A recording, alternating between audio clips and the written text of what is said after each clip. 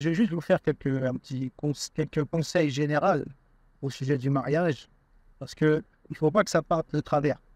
C'est comme un arbre, là, s'il commence à pousser de travers, après, il finira de travers. Beaucoup, malheureusement, des mariages dans notre communauté finissent par des divorces. Beaucoup. Le nombre de divorces dans notre communauté, il est alarmant. Pourquoi? Parce qu'à la base, on n'est pas parti sur des bonnes normes. Pour vous dire en premier lieu, pourquoi est-ce que je me marie? C'est la première question à se poser. Sœur, frère, pourquoi est-ce que je me marie? Et ne pas suivre la tendance. Parce que suivre la tendance, c'est quoi? Si j'arrive en âge de me marier, voilà, on est jeune, on a des hormones, des pulsions, il y a une sœur qui me plaît, il y a un frère qui me plaît, ça y est, j'ai envie de me marier. Les pulsions, les hormones, tout ça, c'est normal, c'est naturel, c'est pas que ce soit mauvais, mais il ne faut pas que le mariage il soit fondé là-dessus.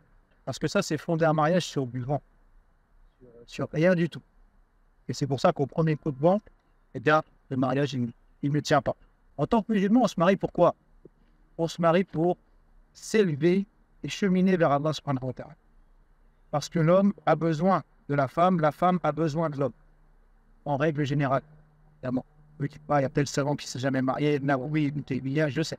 Mais bon, ça, c'est des personnalités particulières. Et on va dire en général.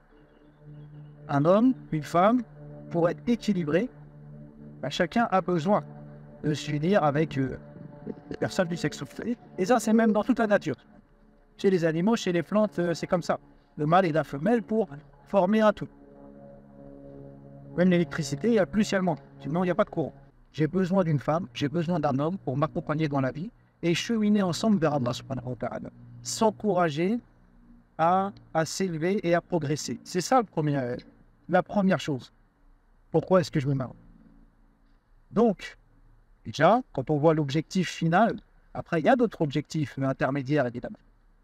Et l'objectif final, c'est celui-là. Donc, déjà, faire attention à ce que mon partenaire, ma partenaire, celle avec qui même si c'est avant de se marier, celle avec qui j'entreprends des démarches, eh bien, qu'on soit sur la même longueur d'onde.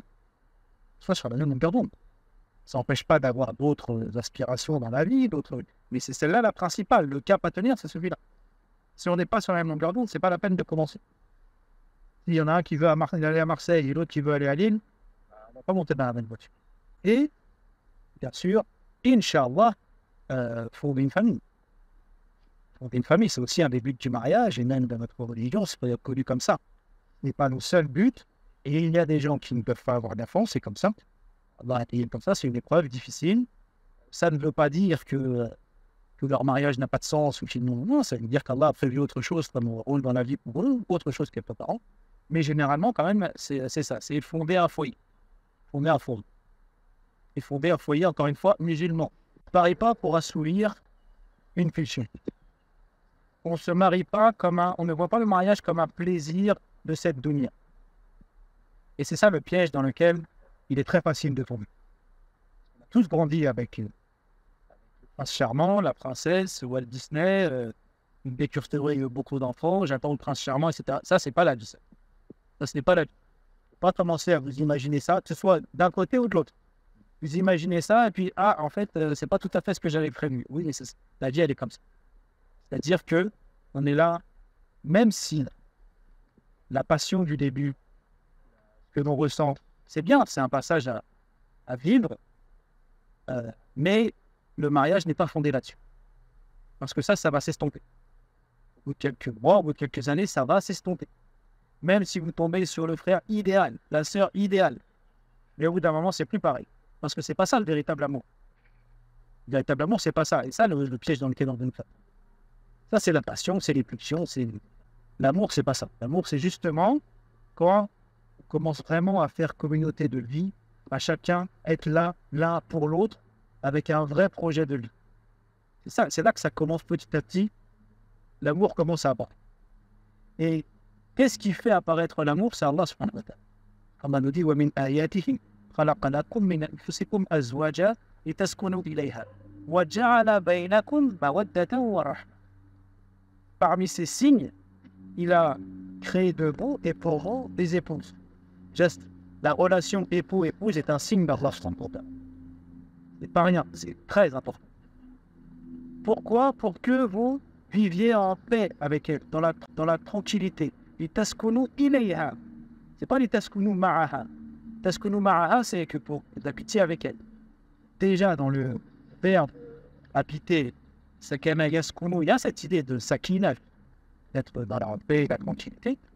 Et là, c'est encore plus que ça. Taskunu ilayha, que vous cherchiez l'apaisement auprès d'elle. Et ça, c'est valable des deux côtés. Ça veut dire que le foyer musulman, et surtout, on va se concentrer sur le couple musulman, ça doit être un arbre de paix. Et chacun doit se soucier à ce que ça soit une source d'apaisement et de tranquillité pour l'autre. Et si on fait ça, et il a instauré entre vous, donc c'est Allah, ça veut dire, qui a instauré entre vous l'amour et la miséricorde. Donc l'amour, il vient petit à petit, si on fait les choses comme il faut. Mais Allah dit l'amour et la miséricorde, pas seulement là. Pourquoi? Parce que l'amour, c'est on va aimer la personne pour les qualités qu'on apprécie chez elle. Et aussi la miséricorde. Pourquoi? Parce que la personne ne sera pas parfaite.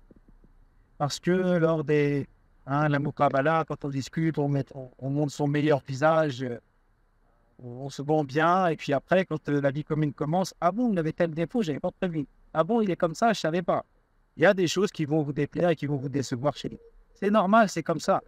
N'imaginez pas que vous allez tomber sur une personne parfaite. Ou même en dehors des défauts, une personne qui vous convient de A à Z. Non. Donc la miséricorde, ça veut dire que il ne faut pas être, oui, et je vais y revenir, l'homme a son rôle et la femme a son rôle. Et c'est important de respecter ça. C'est ça votre conception islamique aussi. Ça, si on veut que le foyer y tienne, il faut commencer avec une bonne intention, comme j'ai dit, et il faut ensuite, dans la vie, avoir les idées claires sur quel est le rôle de l'homme, quel est le rôle de la femme. Mais il ne faut pas non plus être... il faut avoir de la miséricorde. Et on n'est pas deux sociétés, deux associés. Ah oui, j'ai payé pour ça, c'est mon droit, je dois avoir ça. Et puis, non, si on commence comme ça, c'est pas la peine. Et souvent, d'ailleurs, on est dans cette optique-là. Cette optique-là, parce qu'encore une fois, on a été pollué par notre environnement, qui est toujours de se concentrer sur mes droits. Ah, j'ai droit à ça, j'ai droit à ça. Mais on oublie un peu les devoirs. Ça, c'est mon droit. Il faut que l'un et l'autre, le secret, il est là.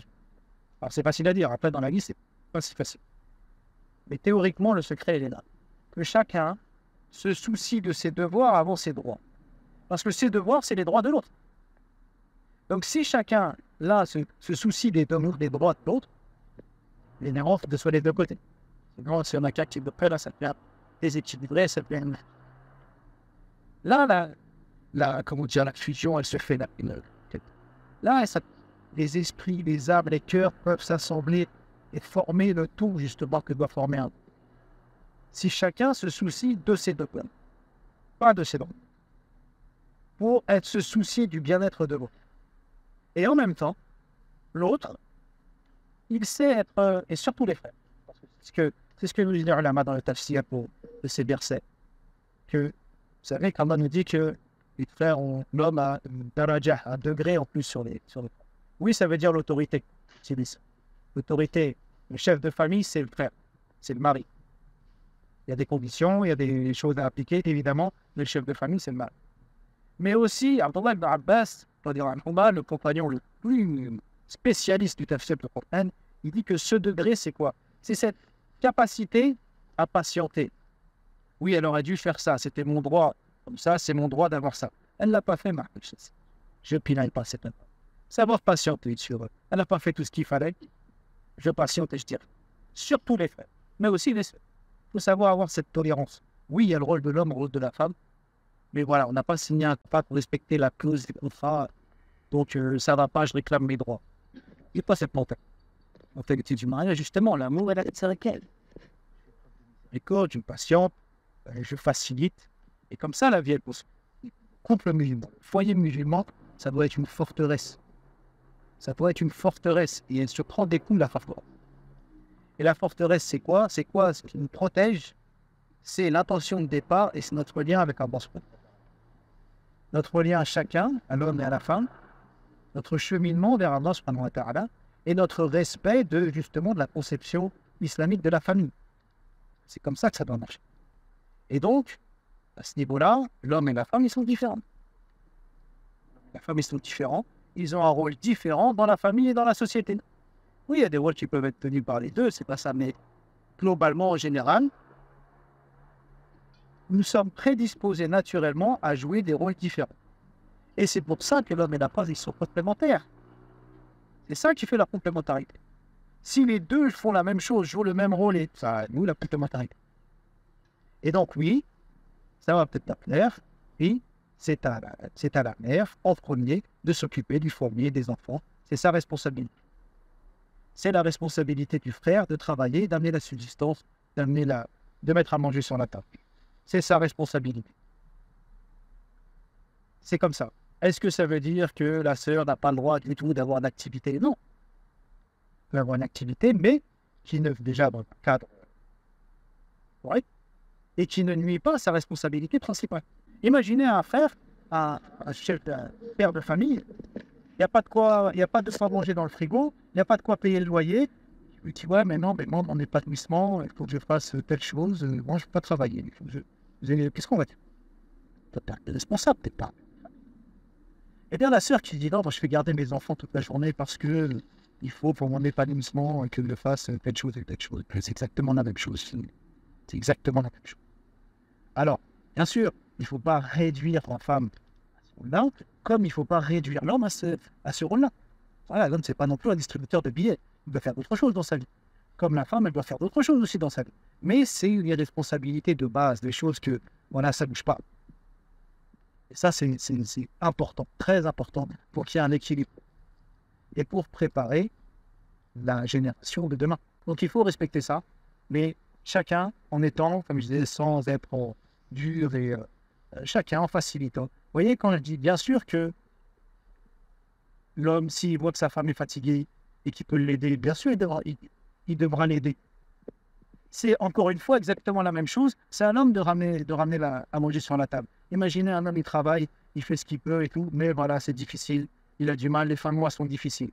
Arrive le fin de mois, il n'y a pas assez pour faire les courses. Et elle, la femme, elle a de l'argent. Je ne sais pas quelle manière, je ne sais pas, mais elle a de l'argent. Le bon sens veut qu'elle lui donne un coup de main aussi, même si ce n'est pas sa responsabilité première.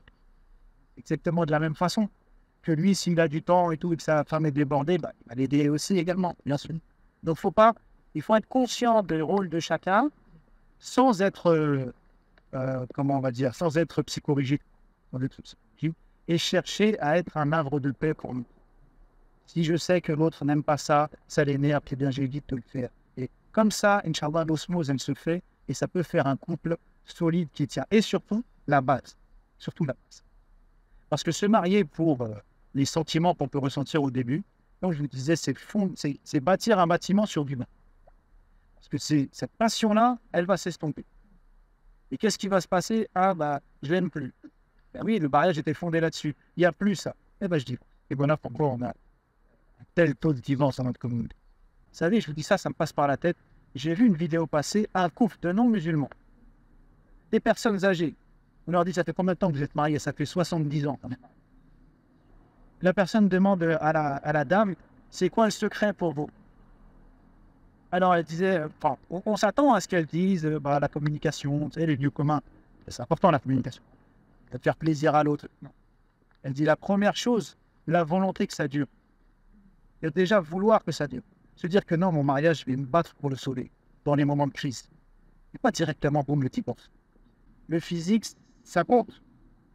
Le physique, ça compte. Le professeur nous dit que le physique, ça compte. Le professeur nous dit que les femmes,